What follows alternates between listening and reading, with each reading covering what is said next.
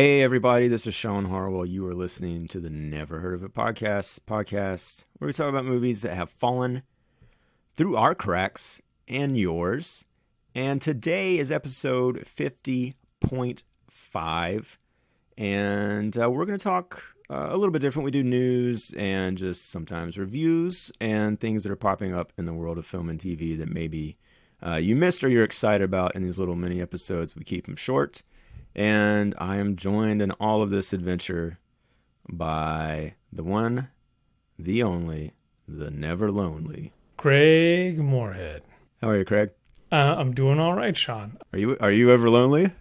I've been lonely. I didn't mean to make that assumption. Sometimes I feel lonely even though I'm in the middle of a crowd. Do you know what I mean? Yeah. Do you ever feel lonelier than when you're in a big city? But let's not dwell on that. No one tuned in to hear about how lonely we are. They already know. Yeah. They're listening to us because they're feeling lonely now. They don't need this. How are you doing, Sean? I'm doing great. Do you want a terrible segue? Sure, let's do it. You know where you'll never be lonely? Where's that? On Facebook.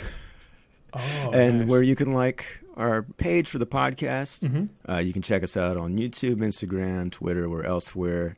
We're maybe not the best at keeping all that stuff up to date, but we're pretty good. We're pretty close, right? Not very good, no. A little bit closer. Well, yeah. We had a little technical difficulty with the YouTube page, but I think I've got it all straightened out. So we're getting all those episodes back up there. And you can find links to all of that. Where, Craig? In your dreams. Where else, Craig? You can find links to all of our episodes at our website, neverheardpodcast.com. That's it. We don't have comments enabled there because, it's comments. What's the deal? But if you want to suggest something, you got something out there you think we haven't heard of, you think it's worth looking at, people should see it, let us know, and then we'll at least spread it out to like 40 or 50 people. Maybe more. Maybe even more.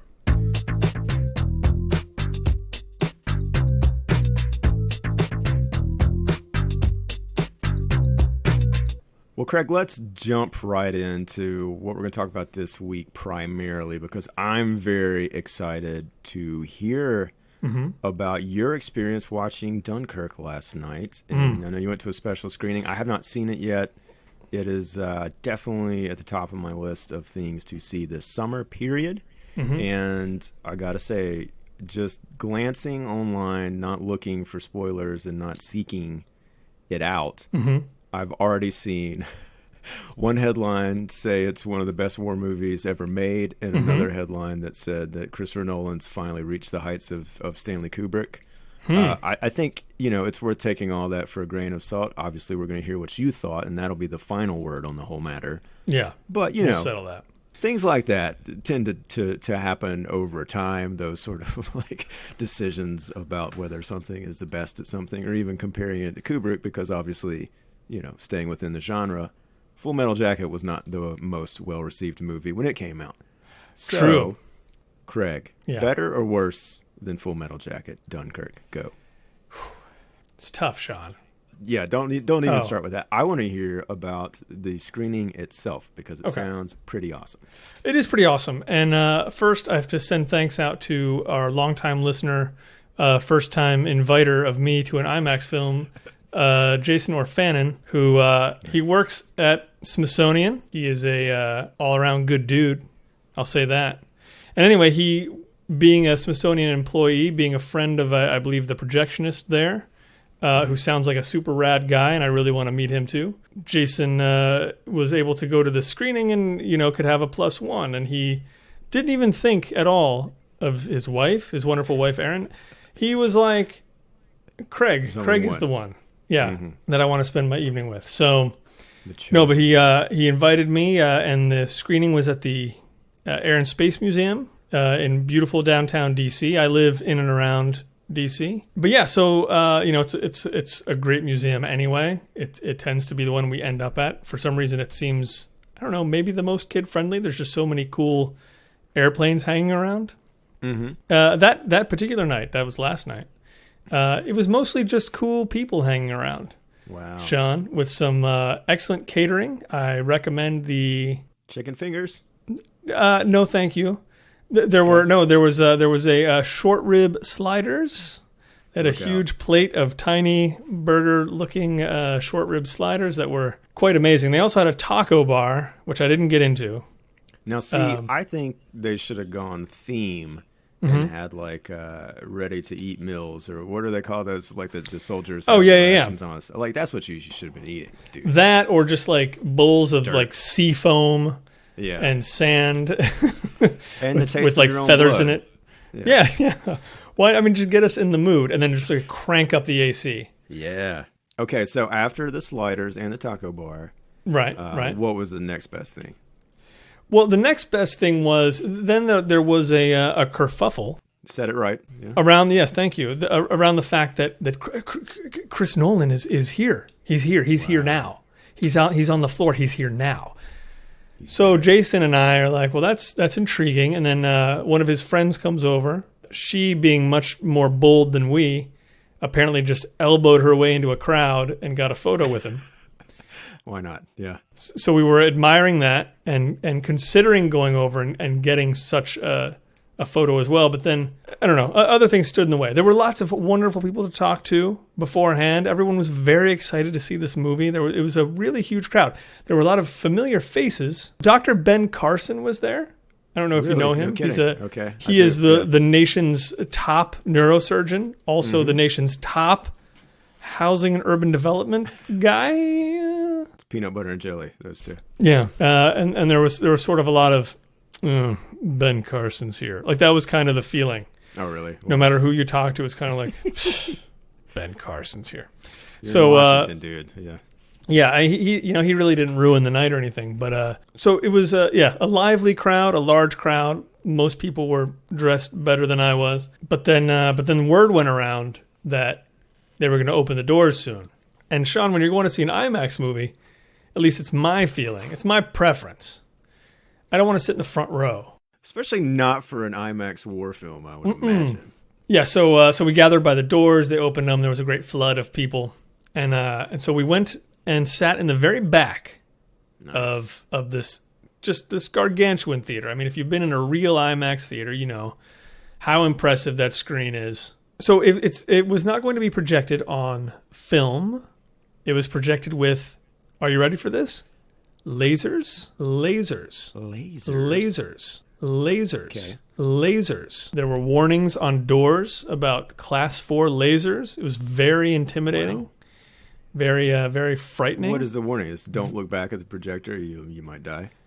Well, no, just don't walk in this room. There are Class 4 lasers being handled, and I don't know. I mean, is that worse than like a laser pointer? I don't know. I mean, I guess it's worse than Class 3. And then we had some fine introductions from some fine folks, and of course, Mr. Nolan himself came up, a very soft-spoken gentleman, to tell us that he was very proud of his film, which I was glad to hear because that would be a weird thing. A real bummer when he's like, "This thing sucks." You're gonna watch it, but you're in here now, so watch it.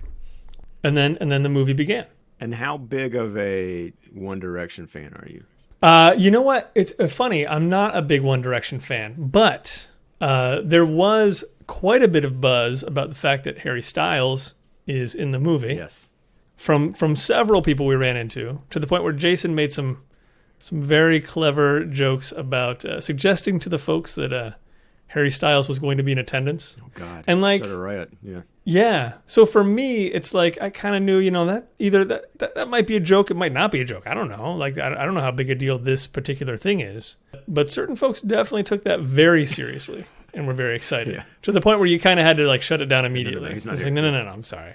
He's not here. Well, I've read that Christopher Nolan did not know who the hell he was prior to casting him, and that would seem to bear out. Good. Yeah. I mean, I don't want to get into reviewing everything quickly, but since we're talking, actually, I'm really not going to review it much at all because I think that's best. I don't want to ruin what there is to ruin. But I will say this: for Game of Thrones fans, I vastly prefer this singer's role to the Ed Sheeran thing that happened in the season premiere which was just bizarre. I haven't seen it yet, but and made no sense. Poor Ed Sheeran. I've seen nothing but negative comments about that. And I mean, it's not like, I don't know. I guess it's not his fault. He might be a fine person. Anyway, I won't ruin that for you either. You can enjoy that. Great. So without the review, Harry Styles did not hold up a CD of his latest album.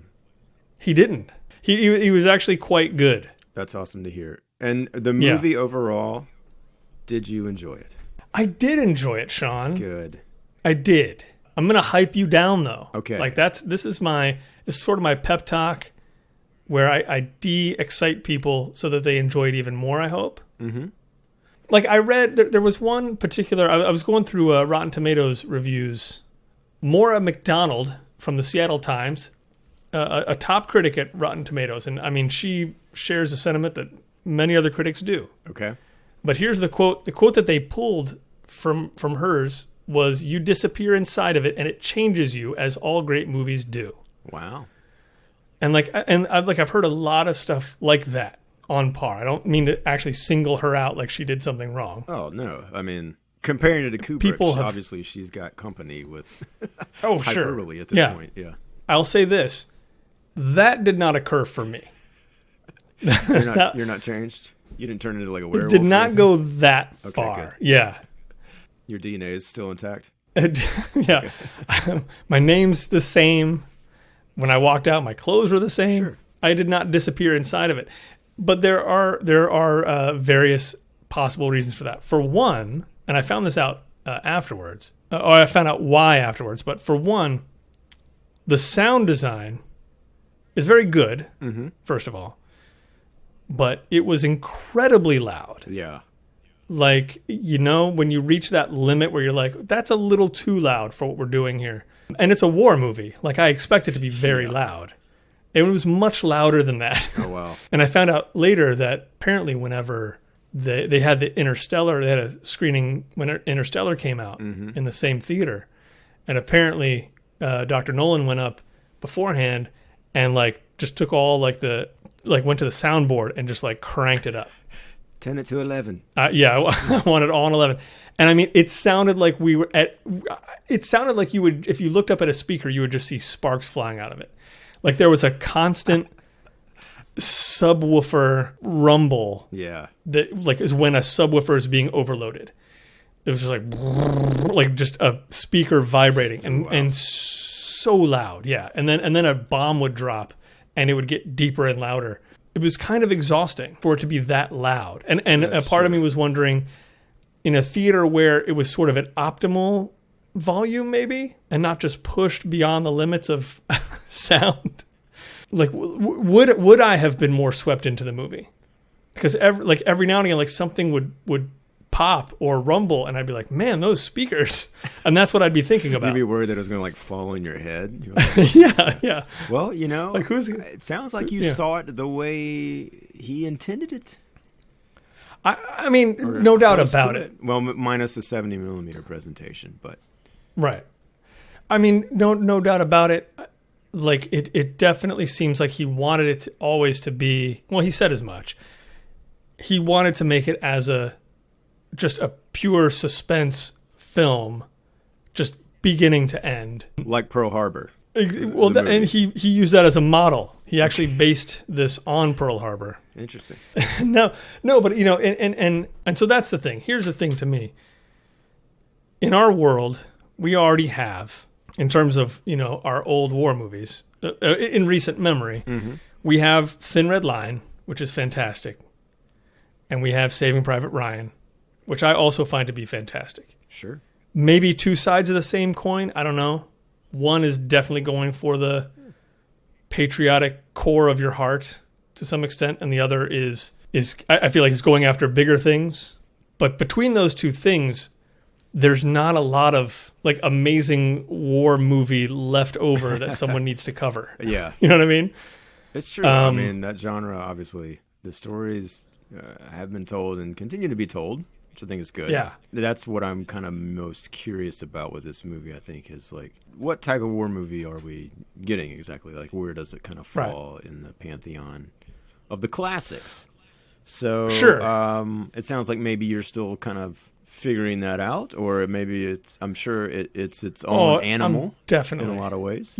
Yeah, well, both of those. Like I'm definitely thinking it through, and really like all these reviews are kind of keep me going. Like I know I need to watch it again, and no matter what, there is a facet of this movie, and I really hope it's not spoiled for people. It's not a moment. It's in the entire movie, but there's a facet of this movie that for a war film has definitely never been done before. Wow! And at the very least, kept my interest very high. That's great. You know, I mean, performances are great. It looks beautiful.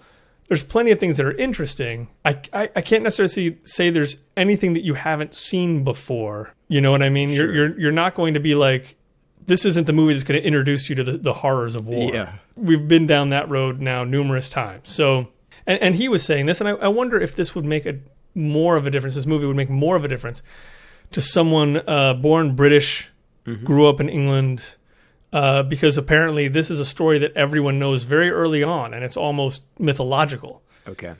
It's like D-Day. And for, and would it just, because it's a very moving story, and I feel like, if Spielberg had gotten his hands on it, he would have wrung out every possible tear. Yeah. Like there are constant opportunities for that. And it didn't feel terribly emotional to me, though. Like, this ride did not feel... I definitely got tense, and I definitely got scared and worried for people. But like the tagline on the poster, what is it? When 400,000 men couldn't make it home, home came for them. I will tell you, as far as I'm concerned, that's as emotional as the movie gets, is the tagline on the poster. Interesting. But there's lots of good stuff inside. Yeah. So I definitely... Like, once you've seen it, I'd love to... maybe even have another conversation about it. Sure, and I hope to soon. I'm just, obviously, I think by the time this drops, people will be talking about it in spades. I am curious. So Christopher Nolan did a Q&A afterwards.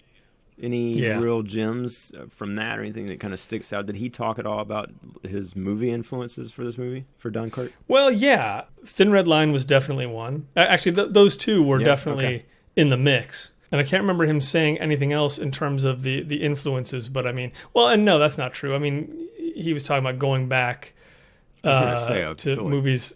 Yeah, you would go back, way back, and look at so many great... Well, even silent films, because a lot of this movie it's not a dialogue-heavy movie at all. And so kind of going back to that and kind of finding that language to use and how to set it up. And he talked about his own... like, he's been working on this for a long time. Okay. And wanting to do this story for a long time. Apparently, he and his wife had this very scary 19 hours, I believe, in the English Channel near Dunkirk, where they had gone out for just like, there was supposed to be like an 8-hour tour, as our famous Gilligan's Island says. But sure. And the water and the conditions being so bad that it was a 19-hour ordeal. God. And he was like, the stakes were nowhere near as high as the actual 1940 Dunkirk story, and yet every moment we were out there felt so dangerous, and that was a feeling that he wanted to capture, and I think he definitely does that. He definitely does that. Cool. I know. I keep wanting to launch into like when he did, but we're not gonna do that. I know. Did he talk about the presentation of it all, as far as like the 70 millimeter and his decision to shoot in IMAX and all that kind of stuff? I mean, obviously, he strikes me as a purist, and I think that's well documented for being a fan of film as opposed to digital at this moment in time. That was a question I was going to ask, but it was never opened up to the audience, which kind of sucked. Well, I was just getting ready to say, well, and who asked a question that was really just an excuse for them to talk about themselves, because people always do that at Q&As. Right. Oh yeah, absolutely. When I made my film, blah blah blah blah blah, it's not it even was that. very difficult. Like, it'd be like, they would probably welcome somebody talking about a movie they made. It's just always like something ridiculous. Well, we did read recently. I sent you an article where he was quoted, I think, at another Q&A or interview, and sort of lashed out at Netflix a little bit. Saying, quote, the only platform I'm interested in talking about is theatrical exhibition, and mentioning specifically that he felt like Netflix was actively trying to dismantle the theater business, calling out the fact that yes, they put movies day and day in a few theaters, but that to him it felt like they were aggressively trying to get a leg up and hurt that side of the business. I don't know. It comes off kind of cranky. Sure. And it's hard not to take that position and be looked at as a bit like the get off my lawn kind of guy. Sure. A little bit. We've talked about that before. I definitely think and hope that Netflix will open things up to theaters a bit more, just do a bigger release. I just watched War Machine the other night and really kind of enjoyed it. And I wonder, even that with Brad Pitt, like, how's it doing on their service versus how it might have done if it had an extended release in the theater. Yeah. But we should point out, this article, which was on The Verge, mentioned that there was definitely some comments from other filmmakers about Nolan's comments. One of which I thought the best was from Ava DuVernay, who mentioned that, well, it's all great unless you don't have access to a theater, Sure. And I immediately thought of like, oh yeah, when I was growing up in my small town, we had to drive a half an hour every time to go see a movie, basically, because we had 2 screens, and if that movie wasn't playing there, even if it was, they weren't the best in town. Right. So that now has changed completely. Obviously, the access is there. Well, and that's an interesting thing because for me, on the one hand, I like the fact that we at least have a guy who's, being hard-nosed about it. 100%, yes. I don't fully agree with him either for very much that same reason. Because, I mean, the availability, it's amazing. Like, I mean, as a kid, or I guess I should say, like, more in the teenage years, where it's like I really started getting into weird stuff, and it was hard to find weird stuff. Yeah. Certainly to watch it in a theater was almost impossible. Oh, yeah. Charlotte, North Carolina. But I mean, to just be able to find it so easily and watch it in your home and I mean, rewatch it is pretty amazing. But yeah, exactly. Like I like the fact there's a guy who's like, I'm going to shoot all film, and I'm not into this whole thing. So good. I mean, let's keep that working. I know. I mean, I don't know why it would. I guess it didn't really offend anybody. I don't think so, and I think, but she makes a good point. Yeah, I think he's respected enough that even people that disagree with him are going to do so poignantly or without completely writing him off as just a blowhard or anything like that. Yeah. But yeah, I continue to just be kind of hopeful that both models will continue to exist and coexist, and I don't really see why they can't. I don't know. Maybe we'll see by the end of this year what the total box office look like and just the number of people that are going to movies, where that kind of falls, and see what those numbers are. Then they can duke it out. Duke it. Craig, I think that is a pretty juicy Nolan-heavy episode we got here, man. I don't really have anything else to add to it other than I'm excited to see Dunkirk. Yeah. And this episode was brought to you by Warner Brothers. No, it definitely was not. And I'm curious to see the movie more now and then talk about it with you, because it sounds like you got some things you're anxious to get off your chest, at least about maybe why the movie did not engage you as emotionally as you'd hoped, or maybe we'll see what it looks like after a second viewing too. Yeah, no, definitely looking forward to talking about it. Yeah, and I look forward to hearing people say that you're entirely wrong. I feel like me too. That's going to happen no matter what with Nolan's movies. There's going to be a camp that I think follows him in any particular battle and supports everything he does, which is good. And I think he's earned that audience. So, yeah. Did he say what he was making next? By the way, he said that he was going to take on the 9th Police Academy.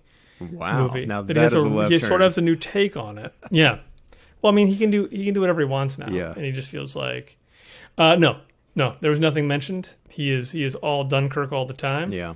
And I guess as he should be. For sure. Yeah. All right. Well, thanks everybody for listening. Thanks, Craig, for telling us about your awesome night at the opera. And anytime, yeah, check out all the recent episodes. Number 50, we talked about The Perfect Host, small film with David Hyde Pierce that is streaming on Netflix right now. You can check it out there, and then go listen to that episode. We had some bones to pick with that movie, I think, but overall thought it was pretty interesting. And yeah, it'd be interesting to get your feedback on that and where you guys kind of fall on that particular one. And then visit the website. You can see everything we got going on there. Please do. Do you think you would have survived Dunkirk, Craig? Not the movie, the actual. I did survive the movie. Yeah. Boy, that's a good question, Sean. Let's wait. We'll get the answer. Good question. For sure, I would not have wanted to be there. Well said. Does that go without saying? Yeah. Okay. Well I guess those are our last words. That's it. Yeah. Maybe. We didn't want to be at Dunkirk. That's all we got to say. I mean, come on. Man. Yeah. Jesus. No fun. All right, guys. Till next time. We'll see you.